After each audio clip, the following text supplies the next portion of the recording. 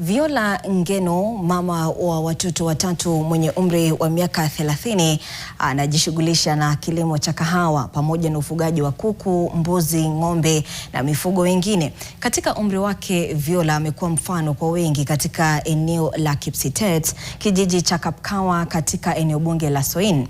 Licha ya kujitahidi kubadilisha na kupanua shughuli zake za kilimo, Viola pia anaangazia changamoto anazokumbana nazo sasa katika shughuli zake za kilimo, ikiwa ni pamoja na gharama ya juu ya pembejeo ambazo anadai kuwa inaendelea kudhoofisha uwezo wake wa kuongeza uzalishaji.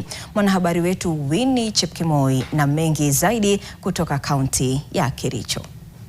Leo nipo katika eneo bunge la Soin Sigawet na ni katika kaunti ya Kericho, ambapo nimetangamana na mama mwenye umri wa miaka 30 kutoka eneo hili. Mama huyu anakiri kuwa amekuwa akijishughulisha na kilimo kwa takriban miaka 10, lakini hata hivyo anasema kuwa amekuwa akipitia changamoto nyingi anapoendelea na shughuli hiyo. Tumejaribu kutumia the natural way ya kucontrol vidudu na magonjwa pia, lakini kwa shamba kubwa kama hili inakuwa vigumu kidogo. Katika upanzi wa mboga, kitchen garden, hiyo tumeweza kutumia biological pest control.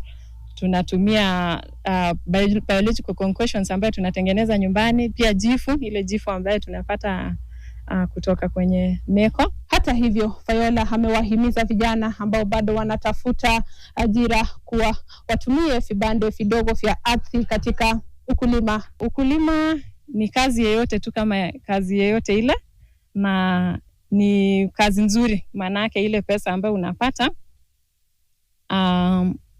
ni pesa yako, haipiti, hujalipwa na mtu yeyote. Kwa hivyo unauza vitu yako na unapata pesa ambayo haijakatwa. Na kwa sasa mkulima huyu ameitaka serikali ya kaunti ya Kericho kuimarisha mafunzo kwa wakulima kutoka kaunti hii.